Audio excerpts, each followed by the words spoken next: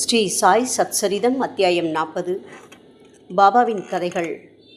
திருமதி தேவியின் உத்யாபவன் விழாவிற்கு ஒரு சந்நியாசி போல் மற்ற இருவருடன் செல்லுதல்.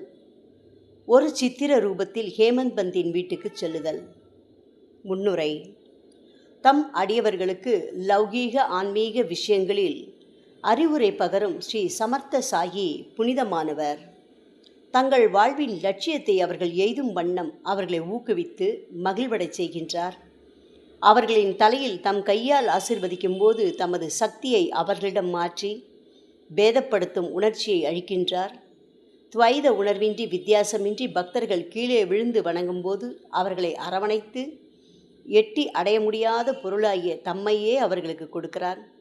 மழைக்காலத்தில் கடல் ஆறுகளுடன் கலப்பது போல் பக்தர்களுடன் அவர் ஒன்றாகி அவர்களுக்கு தம் ஆற்றலையும் அந்தஸ்தையும் அளிக்கின்றார்.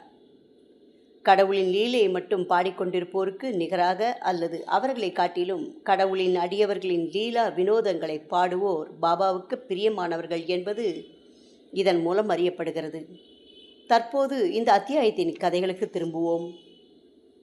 திருமதி தேவியின் உத்யாபவன் விழா. தானே ஜில்லாவில் உள்ள டஹானு மம்மலத்தார் திரு பி.வி. தேவ் அவரது தாயார் 25-30 விதமான பிரார்த்தனைகளை அனுஷ்டித்ததன் முடிவாக ஒரு உத்யாபன் அதாவது பூர்த்தி விழாவை நடத்த இருந்தார். 100 அல்லது 200 அந்தணர்களுக்கு உணவளிப்பதும் இவ்விழாவின் சேர்ந்ததொரு அம்சம். தேவ் விழாவுக்கு ஒரு நாளை நிச்சயித்தார்.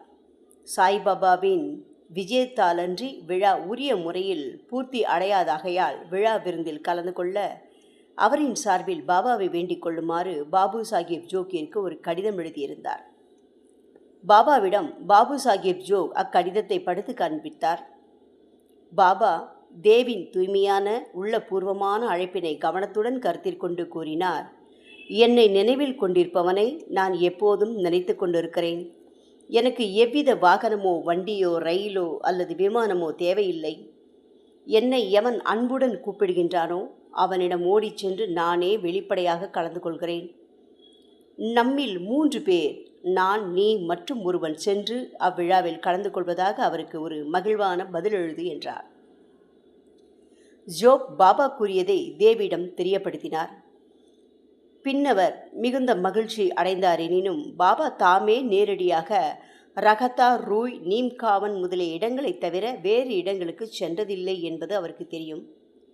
பாபா சர்வ வியாபியாய் இருப்பதால் அவரால் இயலாதது ஒன்றும் இல்லை என்றும் அவர் விரும்பினால் எந்த ரூபத்திலும் திடீரென்று வந்து தமது சொற்களை நிறைவேற்றலாம் என்றும் எண்ணினார். இதற்கு சில நாட்களுக்கு முன்னர் வங்காள உடையிலுள்ள ஒரு சந்நியாசி பசுக்களை பாதுகாத்தலை தனது குறிக்கோள் என கூறிக்கொண்டு டகானு ஸ்டேஷன் மாஸ்டரிடம் நிதி வசூலிக்க வந்தார். பின் அவரை ஊருக்குள் சென்று மம்மலத்தார் தேவை பார்த்து அவரின் உதவியால் நிதி சேகரிக்க சொன்னார். அத்தருணம் மம்மலத்தார் அங்கு வர நேர்ந்தது. ஸ்டேஷன் மாஸ்டர் சன்னியாசியை அவருக்கு அறிமுகப்படுத்தினார். இருவரும் மேடையில் அமர்ந்து பேசிக்கொண்டிருந்தனர்.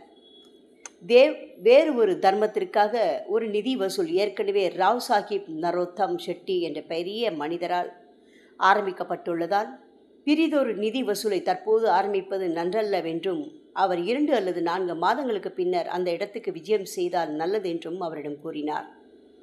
இதை கேட்டு அந்த துறவி அந்த இடத்தை விட்டு அகன்றார். 1 மாதத்திற்கு பின்னர் அந்த துறவி ஒரு குதிரை வண்டியில் காலை சுமார் 10 மணி அளவில் வந்து தேவின் வீட்டின் முன் நின்றார். தேவ் அவர் நிதிக்காக வந்திருப்பதாக நினைத்தார். விழாவுக்கான ஏற்பாடுகளில் அவர் ஈடுபட்டிருப்பதைக் கண்டு அந்த துறவி தாம் பணத்துக்காக வரவில்லை என்றும் உணவிற்காக அங்கு வந்திருப்பதாகவும் கூறினார். தேவ், மிக்க நன்று, மிக்க மகிழ்ச்சி, உங்களுக்கு நல்வரவு, இவ்வீடு தங்களுடையது. துறவி, என்னுடன் மற்றும் 2 இருக்கிறார்கள். தேவ், நல்லது, அவர்களையும் அழைத்து கொண்டு வாருங்கள்.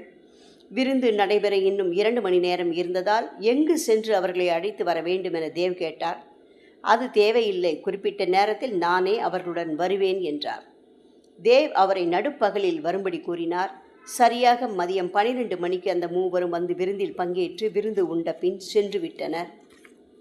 விழா முடிந்ததும் தேவ் பாபாவின் வாக்குறுதி மீறலை குறித்து வருந்தி பாபு சாஹிப் ஜோக்கிற்கு ஒரு கடிதம் எழுதினார்.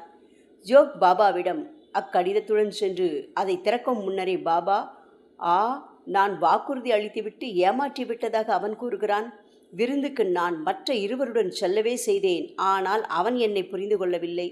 பின்னர் எதற்காக என்னை அழைக்க வேண்டும்? சந்நியாசி நிதி கேட்க அவனிடம் வந்திருப்பதாக அவன் எண்ணினான்.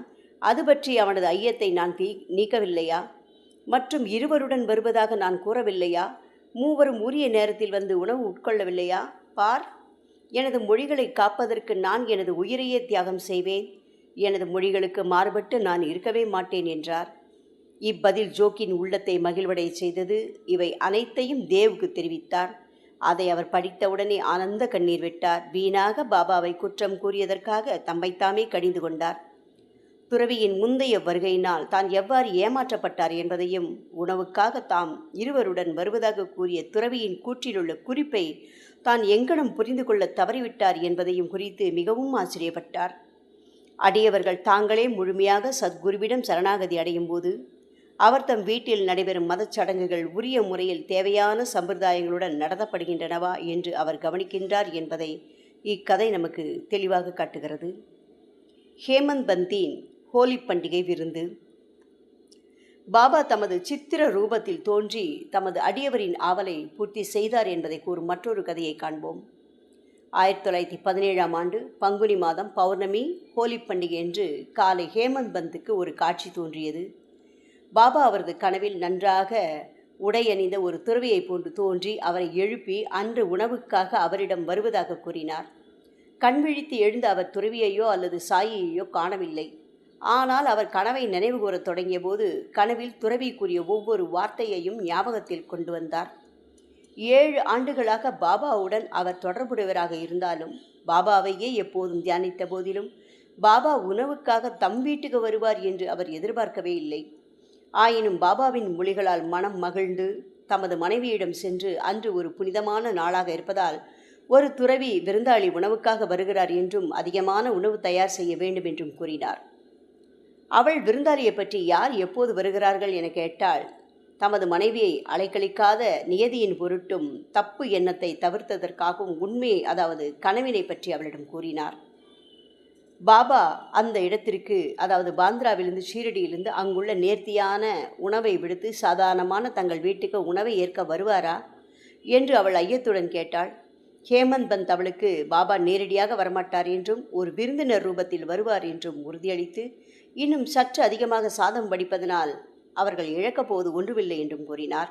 இதன் பின்னர் விருந்துக்கான ஏற்பாடுகள் செய்யப்பட்டு மதியத்திற்குள் அது தயாராகியது. ஹோலி வழிபாடும் செய்யப்பட்டு இலை போடப்பட்டது. அதை சுற்றிலும் கோலமிடப்பட்டது. நடுஸ்தானம் விருந்தாளிக்கெனவும் மற்றவர்களுக்கு 2 வரிசைகளும் இலைகள் போடப்பட்டன. குடும்பத்தின் எல்லா உறுப்பினர்களும், மகன்கள், பேரன்கள், புத்திரிகள், மருமகன்கள் அனைவரும் வந்து 19 இடங்களில் அமர்ந்தனர். பல்வேறு வித உணவு வகைகள் பரிமாறப்பட்டன. இது நிகழ்ந்து கொண்டிருக்கையில் அனைவரும் விருந்தாளிக்காக எதிர்பார்த்திருந்தனர். மதியம் கடந்துவிட்ட போதிலும் ஒருவரும் வரவில்லை. பின்னர் கதவு சாத்த பெற்று தாளிடப்பட்டது. பின் அன்னசுத்தி, அதாவது நெய் விடப்பட்டது. இதுவே உண்ண ஆரம்பிப்பதற்கு அடையாளம்.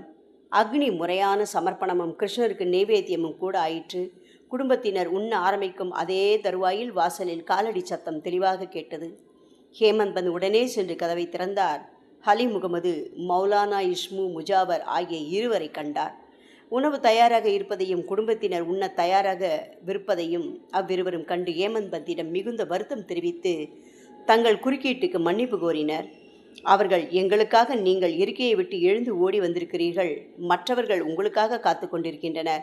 எனவே தயவு செய்து இந்த உங்கள் பொருளை பெற்றுக்கொள்ளுங்கள். நாங்கள் அதன் வியத்தகு கதை முழுவதையும் தங்களுக்கு சௌகரியப்படும் போது பின்னர் விவரிப்போம் என்று கூறினார்கள். இவ்வாறு கூறிக்கொண்டே பழைய செய்தித்தாள் ஒன்றினால் சுற்றப்பட்டிருந்த பொட்டலம் ஒன்றை மேஜையின் மேல் வைத்தார்கள். ஹேமந்த் பந்த் அதனை பிரித்து பார்க்கையில் அவருக்கு பெரும் ஆச்சரியத்தையும் வியப்பையும் விளைவிக்கும் வகையில் சாய்பாபாவின் பெரிய அழகிய படம் ஒன்றை கண்டார். உடம்பு முழுவதும் மயிர் கூச்செறிய, கண்களில் நீர் வழிய, மிகவும் மனமுருகி தனது தலையை தாழ்த்தி படத்தில் உள்ள பாபாவின் பாதங்களில் வைத்து கொண்டார். பாபா இத்தகைய ஆச்சரிய லீலையால் தம்மை ஆசீர்வதிப்பதற்காக நினைத்தார். அறிவதற்கு ஆர்வம் மேலிட அப்படத்தை அவர்கள் எப்போது வாங்கினார்கள் என்று கேட்டார். அலி முகமது தாம் அதை ஒரு கடையிலிருந்து வாங்கியதாகவும் எல்லோரும் காத்திருப்பதால் அப்படத்தை பற்றிய எல்லா விவரங்களையும் பிரிதொரு சமயம் சொல்லுவதாகவும் மற்றவர்களுடன் அவரை உண்ணச் செல்லுமாறும் கூறினார். ஹேமந்த் பந்த் அவர்களுக்கு நன்றி தெரிவித்து வழி அனுப்பிவிட்டு சாப்பிட வந்தார். பின்னர் ஏற்கனவே ஒதுக்கப்பட்டிருந்த இடத்தில் படம் வைக்கப்பட்டு நைவேத்தியம் உரிய முறையில் செய்தான பிறகு அனைவரும் உண்ணத் தொடங்கினார்கள். படத்தில் உள்ள அழகிய ரூபத்தைக் கண்டு அனைவரும் மிக மிக சந்தோஷப்பட்டனர். இவையெல்லாம் எங்கனம் நிகழ்ந்தன என்பது குறித்து வியந்தனர்.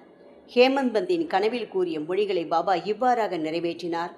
எல்லா விவரங்களுடன் கூடிய அப்படத்தின் கதை, அதாவது எங்கனும் அலி முகமது அதை பெற்றார், ஏன் அதை அவர் வாங்கினார், ஹேமந்த் பந்திடம் பின் ஏன் அதை கொடுத்தார் என்பவை எல்லாம் அடுத்த அத்தியாயத்திற்கு ஒதுக்கப்பட்டிருக்கிறது. ஸ்ரீ சாயியை பணிக. அனைவருக்கும் சாந்தி நிலவட்டும்.